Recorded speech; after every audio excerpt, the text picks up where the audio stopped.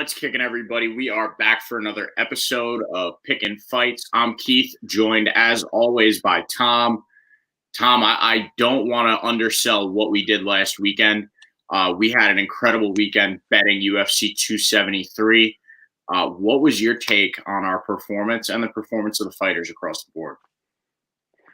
Well, just to hit on us really quickly, it's almost knock on wood starting to become standard at this point. I think between the two of us, we got three total picks wrong. And I mean, when we're picking, I mean, we picked the entire main card. We had, I think, three or four or two or three each on the undercard. I mean, we're not like skipping here. We're not totally cherry picking. I mean, we do have the locks, and I mean, that is kind of cherry picking in and of itself by a nature, right? But at the end of the day, I think we are some of the hottest guys out there. Some of those fights were just incredible. I mean, almost all of them were great fights. I really love the pace that the UFC put on for that. It just felt like as soon as one fight ended, it was maybe a short little brief discussion, talk to the guy, maybe a minor intro about the next fight, and then boom, next fight's on. None of this delayed, long, drawn out. Let's promo this, let's promo that, let's do this, let's have a commercial. It was nothing like that. It was just rapid fire the entire time. It was a great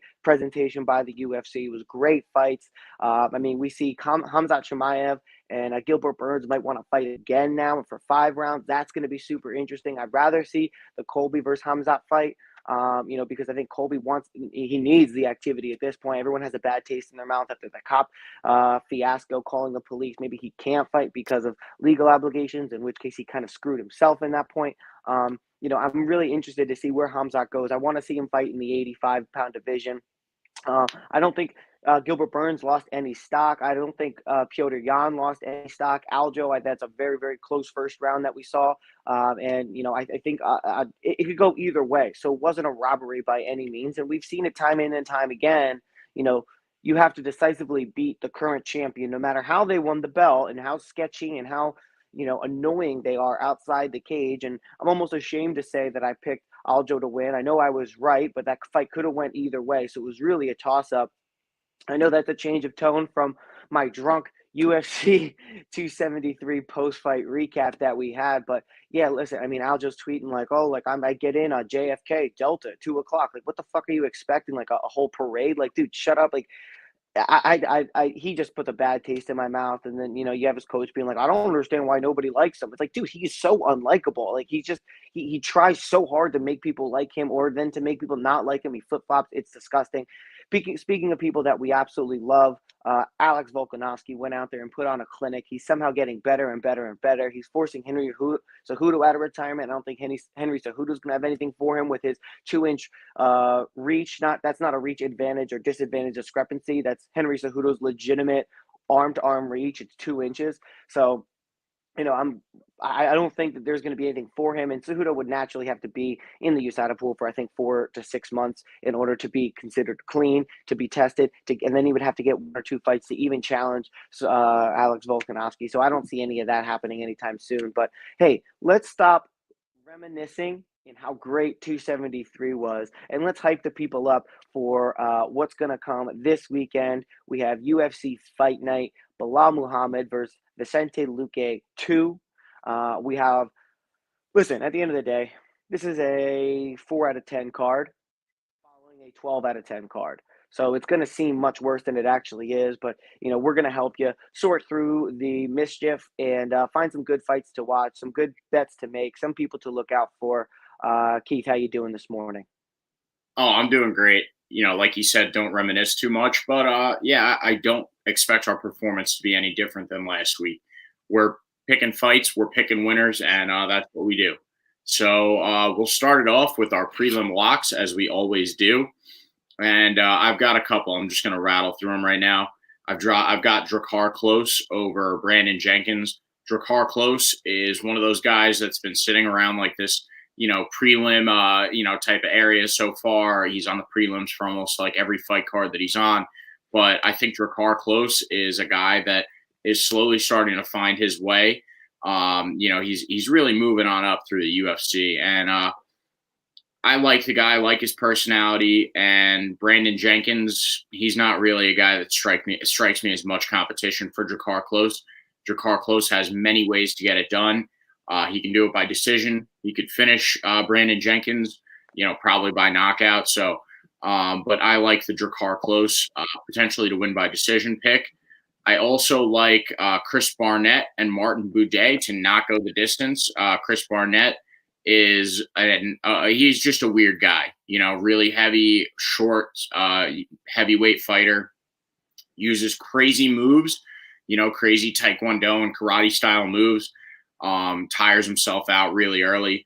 And Martin Buday is another guy that, he has power within his hands. So, I mean, look, we've seen Chris Barnett literally get so winded he put himself into a submission against Ben Rothwell, basically begging Ben Rothwell to choke him out. So I like that fight to not go the distance.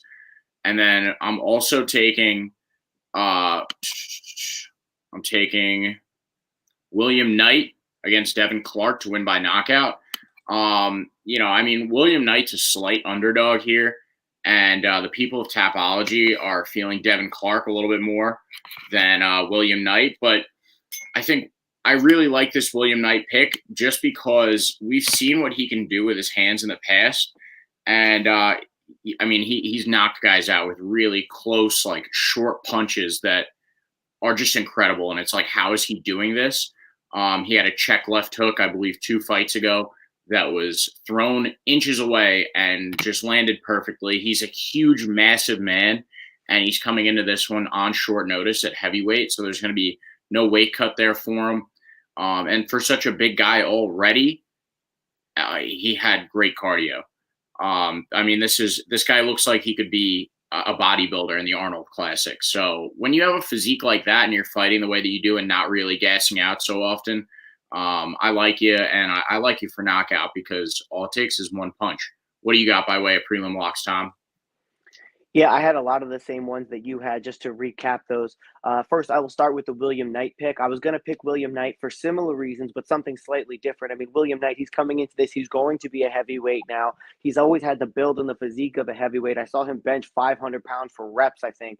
I mean, I lost count trying to count all of the 45-pound plates that was on the bench press for him. I mean, this guy is, just exudes that power. And when you have that type of power and you're going against a guy in Devin Clark who also was a light heavyweight, now moving up to heavyweight, not the biggest light heavyweight in the world, but this is a guy who I think it was a knee to the face that actually separated his lower gums from his teeth.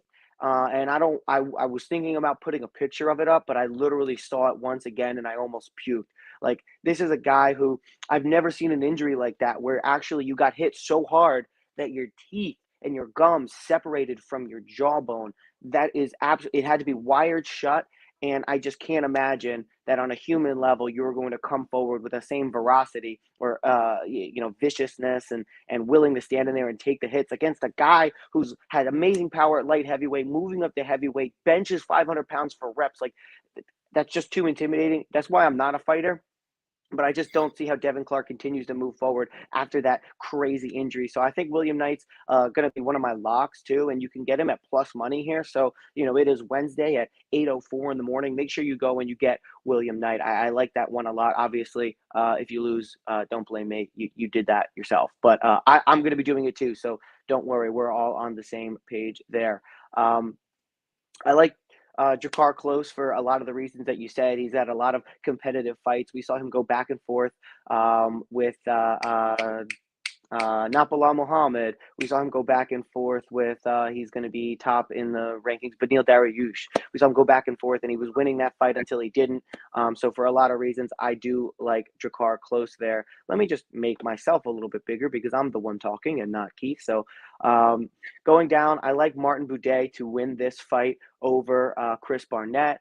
Listen, we've seen Chris Barnett, like you said, gas out after a period of time. And it really, if he doesn't win in that first round, it doesn't look like it's really going to happen for him. He's 35 years old. So it's not like this guy is consistently improving every time we see him. I mean, it was amazing to see him do a backflip after his last win. But, to say that Chris Barnett has faced and beaten top level UFC competition, I think is a stretch, and no one's gonna fight you on that. He lost to Ben Rothwell after he gassed out. He beat Gian Viente, who is probably not in the UFC, shouldn't be in the UFC. That's a guy who used to be a 70 or an 85er and just decided to eat McDonald's until he became a heavyweight. So Gian Viente, a win over him, doesn't really do it for me, especially stepping up against a guy who's 9-1.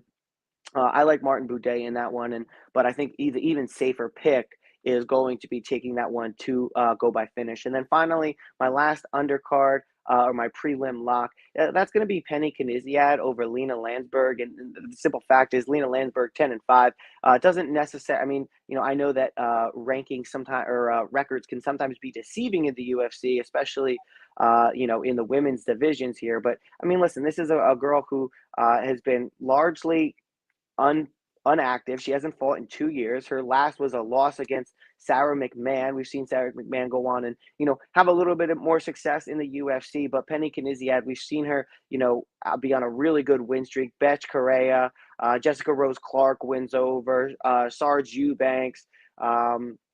Has a win over Alexis Davis, and then 6 months ago has a loss to Raquel Pennington. And we saw Raquel Pennington go out there last week and show that she belongs in this division, and she's going to be a contender. She's going to go and continue to fight for the belt, or not fight for the belt and continue, but she's going to continue climbing those rankings and making a name for herself. So I like Penny Kniziad. I like the people that she's fought. I like the wins that she's gotten. We also got to think Lena Landsberg. She's 40 years old. 40 years old is old for any fighter, but for whatever reason, the guys have been able to stay in the UFC just a little bit longer than the women have historically. So when you're coming in and you're 40 years old, traditionally there's going to be a drop off here. We have a fight between two Swedish queens, if you want, but ultimately I like Penny Kniziad as a prelim lock. So just to run that down for the people, I got Martin Boudet to win by finish.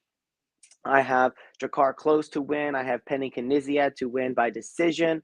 And we have William Knight to win by finish. Moving on, Heath, do you want to get us started with our first fight on the main card? I believe that is going to be Pat Sabatini versus TJ Laramie. Yeah, let's do it. Also, I like all your prelim picks. I'll be tailing the women's fight, but it's always pretty funny. We don't really talk about it too much before we come on, and then we end up picking pretty similarly. Yeah, we've got Pat Sabatini versus TJ Laramie, and I'm rolling with Pat Sabatini here. No question about it. I mean, the odds really speak for themselves here. This is one of the ones that it's really indicative of what's going to happen in this fight. And I mean, look, we saw Pat Sabatini fight Tucker Lutz, and that was a unanimous decision win for Pat Sabatini, rightfully so, because he outlanded Tucker Lutz so much. I believe it was like 100 strikes to around 30 strikes.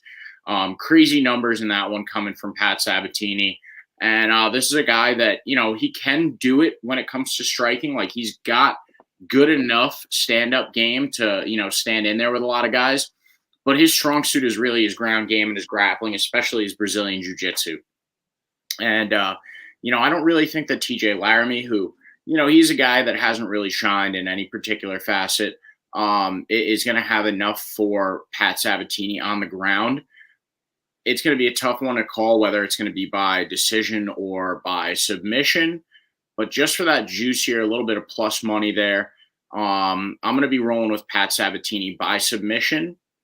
I really like the Pat Sabatini pick here, though. I mean, he's a good guy. This is a guy that they're trying to boost up. He's a Pennsylvania guy, great grappling, great ground game. So I'm rolling with Pat Sabatini here. What do you got, Tom?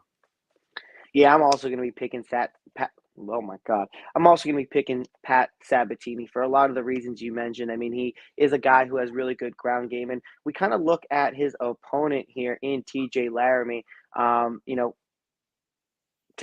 is one of the more reliable sites, so have him ranked at 105 as the number 105th featherweight in the world. I mean, we want to look at the people of Tapology, and that is going to be about as one of the biggest discrepancies in terms of picks that you're going to see, especially early on in the week. You're going to have your Tapology sharks or sharps, if you will, going out here. Pat Sabatini, I don't think there's going to be a high KO possibility here, but I think ultimately his grappling is better, his jiu-jitsu is better, he's more experienced. TJ Laramie's coming into the UFC. He's got one fight before. He's 24 years old, so he does have a lot to learn. He could have a big jump up in skill set here, but I think ultimately Pat Sabatini being in his prime And being a guy, from Pennsylvania, kind of like you said, I think they want to give him a slight boost here. So I'm expecting Pat Sabatini to go out there and get this one done.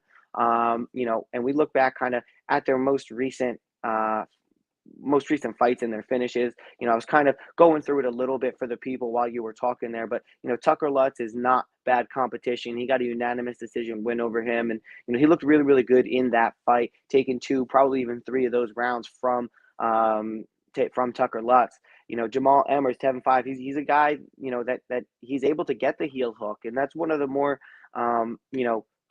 technically specific type of picks or type of submissions in the UFC. So if you're able to pull that off, that's one where, somebody can reach around and hit you right in the face if you're not technically sound in what you're doing. And sometimes even when you are. So being able to pull off submissions like that, I think is just going to be too much for the young TJ Laramie at this point. Moving on, we have Mayra Bueno Silva versus Yanan Wu. Keith, you want to take this one first? Yeah, sure. I mean, this is a fight that really makes you wonder why it's on the main card, and maybe it'll move as we get closer to the event. But guys, why? Why is this up here? Both of these women haven't really fought anybody notable. Bueno Silva, her most notable opponent, is Manon Fiorot, and I mean, it's really just. I mean, it doesn't make any sense. I'm a little bit speechless about it, guys. Sorry about that, but. Yeah, I'm taking Bueno Silva in this one because she is just better in a lot of different ways. She's definitely a better stand-up fighter, but she still lost to Fiorot. And, we got Yanan Wu, who really hasn't fought anybody notable. So then you really have to look at these two against a standard, with the women that they've fought previously and say, who had dominant performances? Well, everyone that fought Yanan Wu basically has been dominating her. She's 3-1 over her last 4. It's just I'm going with Bueno Silva. There's not much to say here. It's a little bit tough, guys. But yeah, I'm definitely going with the Bueno Silva pick here. She's a much better competition. She's fought much better competition. She's much better on her feet.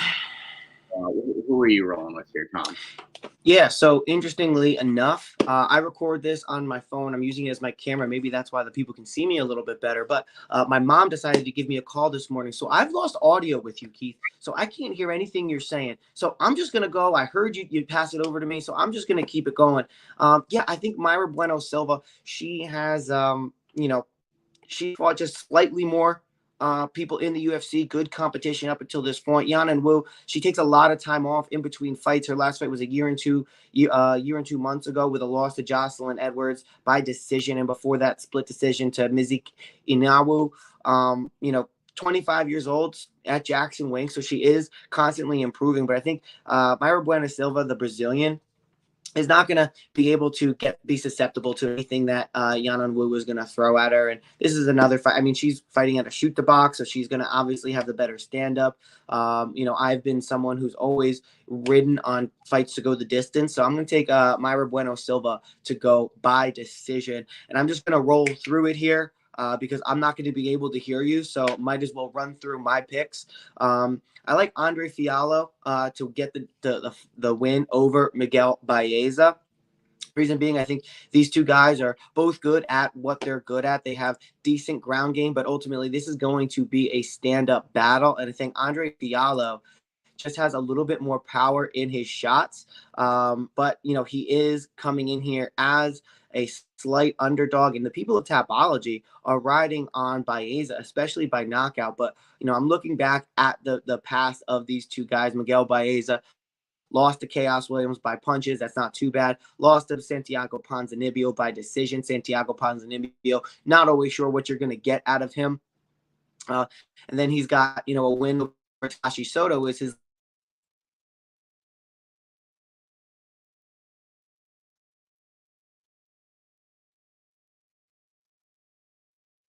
I'm going to go with Andre Fiallo.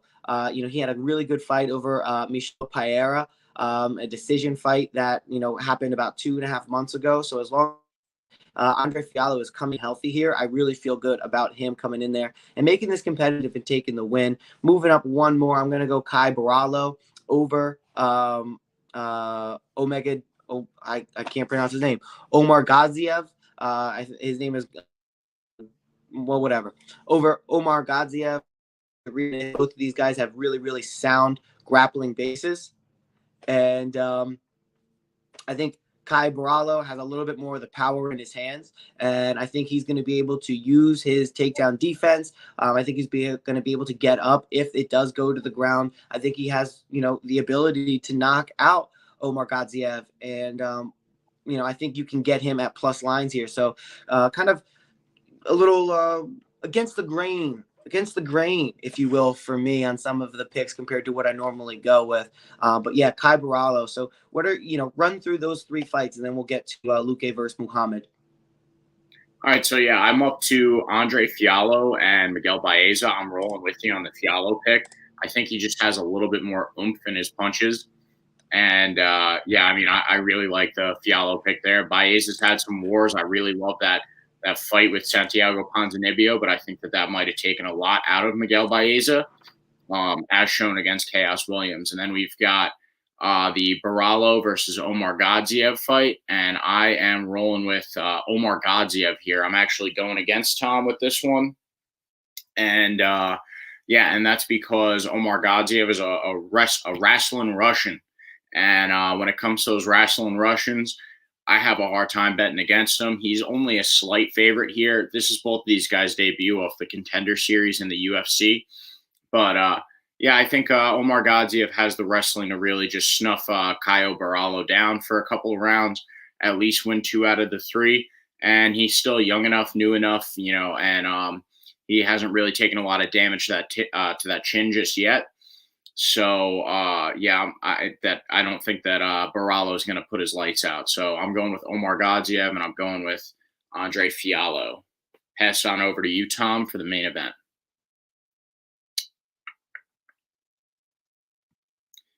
Well,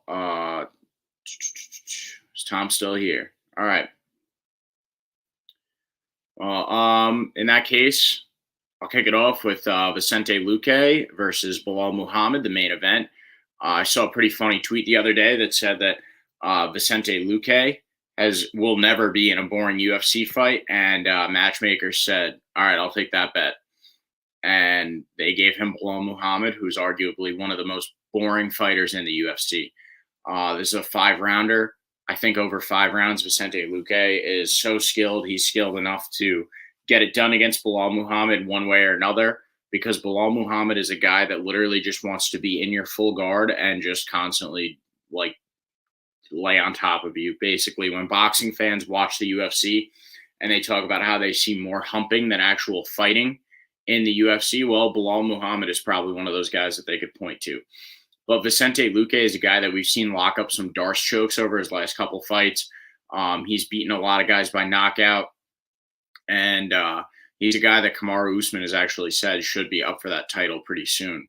So I'm rolling with Vicente Luque here because this is a fight that's happened in the past. This is Luque versus Muhammad too, because Luque versus Muhammad 1 happened. And it ended with Luque knocking out Muhammad in spectacular fashion, like he usually does. It's a really easy fight all around for Vicente Luque. So I'm definitely never going to bet on Bilal Muhammad also. I mean, he just sucks. So Vicente Luque is my pick here. Tom, you still with us? Yeah, unlike our recap show, I am actually still with you. But as far as the pick goes, I am not with you, and I regret to inform that. So, listen, I'm not a Bilal Muhammad sympathizer. I don't like him personally, his fighting style or his personality. But I think in this fight with Vicente Luque, I think he's going to be able to do to him what he was able to do to the fantastic striker in Stephen Wonderboy Thompson. I think Stephen Wonderboy is, even at 38, 39 years old, still pretty dynamic. And the fact that Bilal was able to go in there and hold him down, I think is, I don't want to say impressive because I'm reluctant to compliment Bilal Muhammad, but I think it is, definitely shows and speaks to a little bit about what his ability really is. And at the end of the day, when we're picking these fights, I think, sometimes we can let our emotions get, involved with them. And, I'm definitely, uh, you know, someone who can do that too. I'm not, I can't totally avoid that, but yeah, I think Bilal Muhammad. I mean, there's an interesting thing that nobody talks about when a 26, 27, 28 year old looks a certain way. Then all of a sudden, when they're 30, they look gigantically bigger, jacked, and low body fat. I just think that is kind of an unspoken thing that everyone goes, oh, yeah, no, he just started changing up his training regimen. Yeah, I don't know. He changed something, that's for sure. So, with all that being said, I think Bilal Muhammad is going to be the stronger guy physically in this one. He's going to have the wrestling or the grappling pedigree, and I think we're going to see a very similar fight that we see in all of Bilal Muhammad's fights. And then he's going to go, well, Khabib did the same thing. Yeah, well, Khabib got finishes, and Khabib barely got hit, and Khabib was semi-likable, and Khabib was funny. I don't find Bilal funny. I know some people do. I don't find Bilal funny. I don't find his fights enjoyable, but you can't deny that, grappling is not Vicente Luque's strong suit. He's going to stand there and he's going to want to punch with you. And I think, we're going to see Bilal Muhammad be able to get in there, take him down, and hold him down. So with that being said, I'm going to run through my picks. I'll pass it over to you, Keith, and you can close the show out for the people this morning. So starting with the undercard, I like Martin Buday to win. I like Drakkar Klose to win. I like Penny Kniziad to win by decision. I like William Knight to win by finish. We didn't talk about it a lot, but I like Munir Laziz. It's a last-second change up on the main card. I like Munir Laziz to win. I like Pat Sabatini to win. I like Mayra Bueno Silva to win. That one's definitely going to be a decision. Andre Fiallo, I think that one, is going to go Fiallo's way, but not super sold, not super confident on that one. But, something's pulling me in the Andre Fiallo way.